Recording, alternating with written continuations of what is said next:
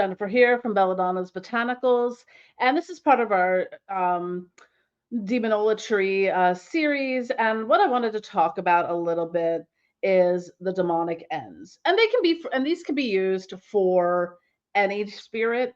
So I'm going to be talking a little bit from S. Connolly's book, The Complete Book of Demonolatry, and also one of the things I suggest. This is on her Lulu site. This is what is it? Sigils and Enns. It's an altar book. This has been invaluable to me because it's got, by all the Ducante hierarchy ends. It's got all the Goetic ones. It's got some of the Kemetic and Greco-Roman. And it's also got all the sigils in it. So so rather than having to run around and Google things, this has been really invaluable to me. So I think it's on their Lulu site. I'll see if I can find a link to it. So there are numerous channels and probably at this point thousands of videos with the demonic N chants. And N is ENN. And these are something that were channeled. They're not of a known from any particularly known language. What some of this is interesting is, and one of the reasons I have this book is I am going through a lot of my own, like 30-year-old, what I always call little doodles of things where I would just kind of like draw these channel things. Didn't realize they were kind of channeled sigils because I found some of them that are very similar to like the Ducante hierarchy ones. Not so much the Goetic ones, but definitely from that.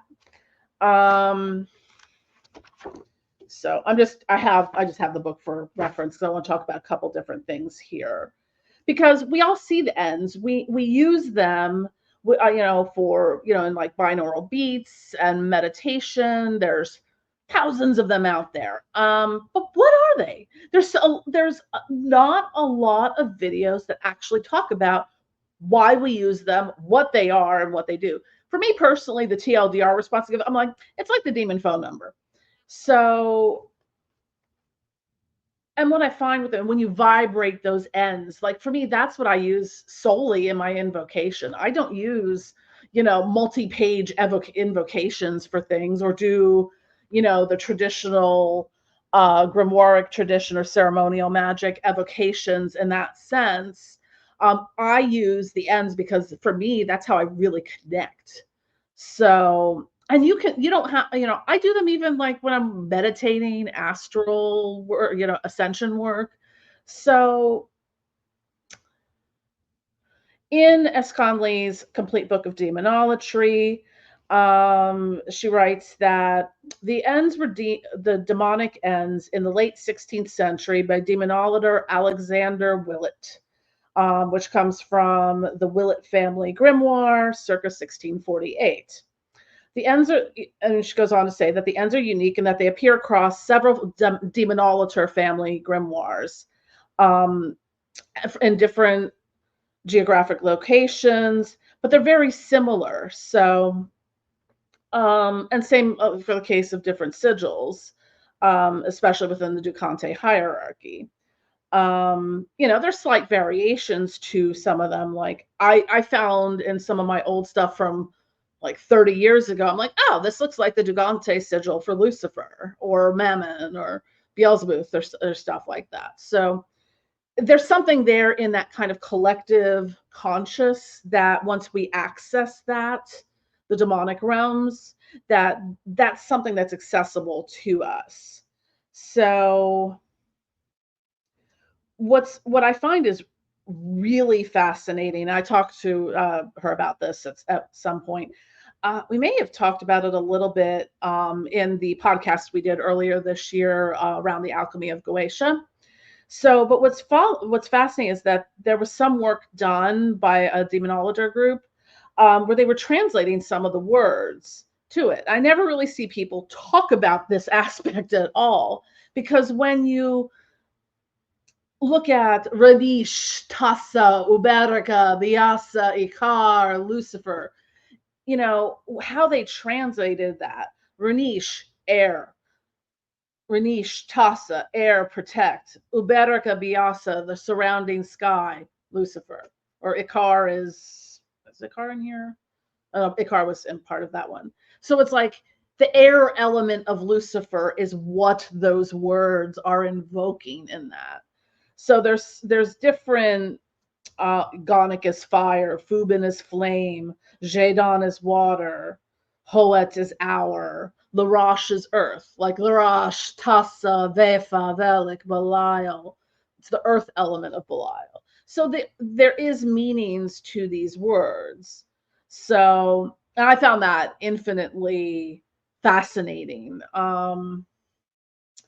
So here's the thing though, what I discovered recently. And you can channel your own Enns for spirit. You don't have to use the Enns that are out there. And there are some variations on them, or sometimes people pronounce things different than others, or different spirit names. Is it Delipator, Delipatore? You know, is it Astaroth, Ashtaroth, Astaroth, Astarte? You know, you can have different Enns for different aspects of spirits. And what I discovered in a recent working is you can create Enns for different aspects of yourself.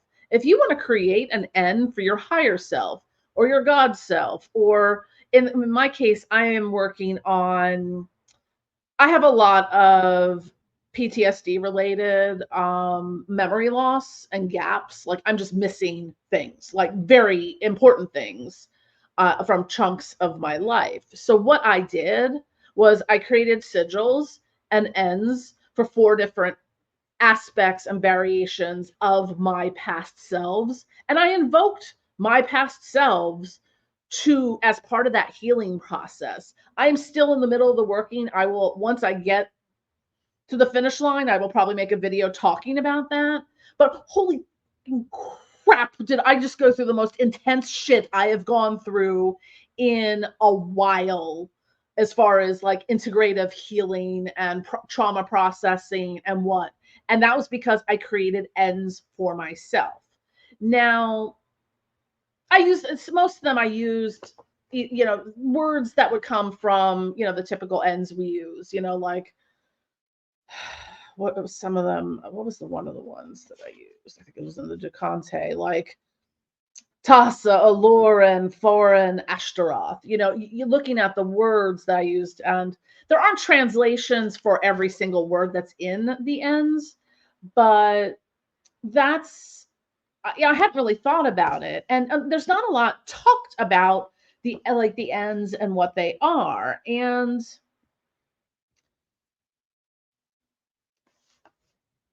being able to connect with the lost parts of myself using an Enn to call and invoke that aspect of me back was very powerful. And I worked with other, you know, I'm, there's actually probably some of this is going to be in my the next installment of the Goetic Pathworking video for Ammon, because that's who I worked with. Because yet again, a lot of times, and as I talk about a little bit in the the Jennifer's Insights video on magic, or you are the magic and stuff. Like a lot of times, and that's what I realized in that. I'm like, I don't have to sit down and pathwork Ammon. Ammon was freaking pathworking me. I just didn't, you know, I was like, oh, okay, yeah, I get it. Hi. So, you know, I go through these processes. A lot of times the spirits are like, hey, hey, hey, we're here. Or we're trying to pay attention to this thing over here. Right there. It's right there. So, anywho. Um, so there's different, so in the book, she goes, I'm just kind of flipping through here, but I found it very fascinating that, and not every spirit has an Enn, and you can channel those. Like to me, like again, so like looking at some of the, if you're working with an elemental or spirit who's associated with fire, well, maybe you want to use Gonic in that, or Fubin. Like Flurious is Gonic, Flubin, or Fubin, Flurious. You know, so you've got those elemental aspects. So, um, And there's different stuff she talks in here about, the elemental breakdowns, like Satan would be the all, Belial or Euronymous would be earth, Lucifer and Verene would be air, Florius and Amdusius would be fire, and Leviathan and Unsir would be water. So when we talk about in demonolatry, the 9 demonic divinities, and I will be doing a video on this at some point, is you have Satan, Lucifer, Florius, Leviathan, Belial, Verene, Amdusius, Unsir, and Euronymous. So, and each of those have a different kind of association. I went through sort of the elemental associations. There are other ones like, life, death, destruction, healing. So that aspect. So a lot of this, she goes into breakdown even further, like Satan as the all, Belial as earth, Lucifer as air, Florius as fire, Leviathan as water, Unsir as vapor, fire transformed by water, Amdusius, heat, air transformed by fire, Verene, cold, water transformed by earth, Euronymous, dry, earth transformed air. So there's a lot of different things. And some of this comes from the Perceval grimoires.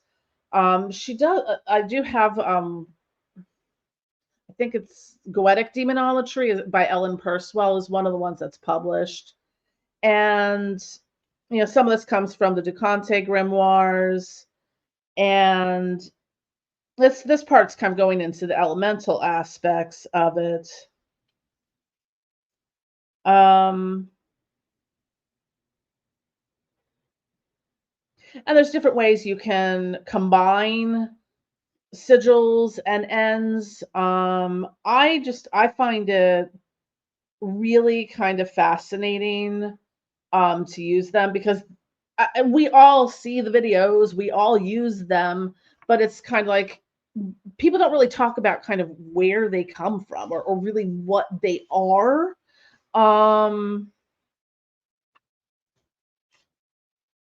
I tend to think of them as sort of the calling card or the phone number, like, I'm gonna call up, Tassa, Remi, Lara, Satan, Ave Satanas, that's what I'm gonna use to invoke that. Do I need to go beyond that? I might use that as sort of the initial, like, dear Satan, and then please, help me with, or here's my intention, yakety schmackety. But I suggest really, and this is something you can go into ascension mode with and work on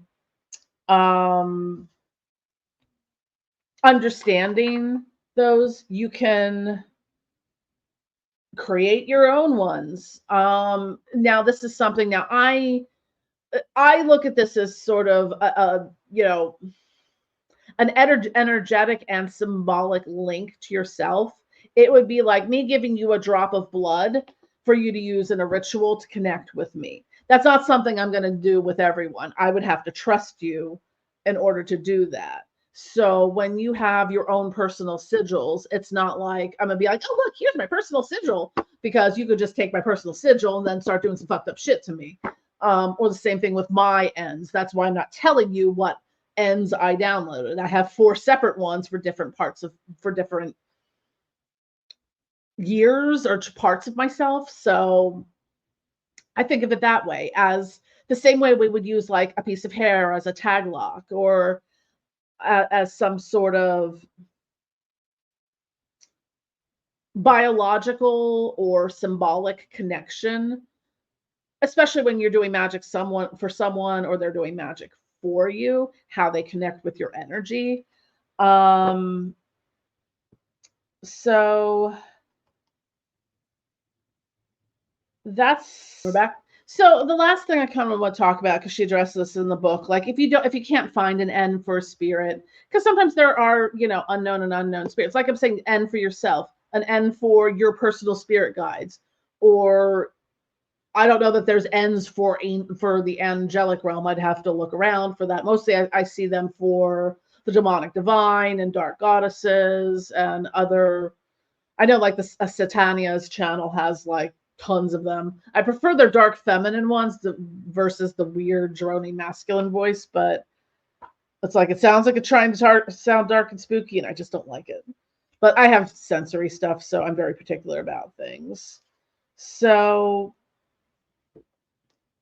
you can meditate on this. You can use these to connect with things. You can, if you don't have the N for spirit and or access to it, you can channel your own. It's okay.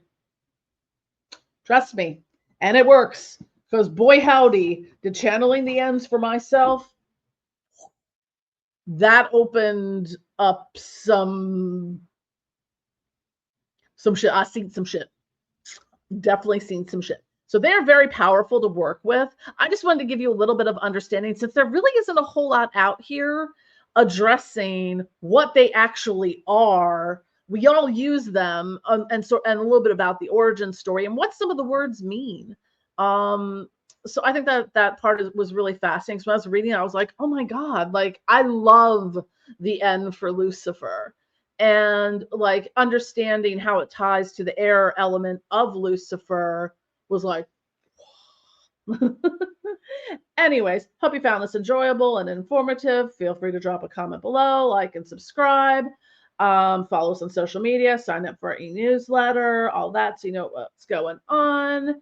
And I will be back soon. Love y'all.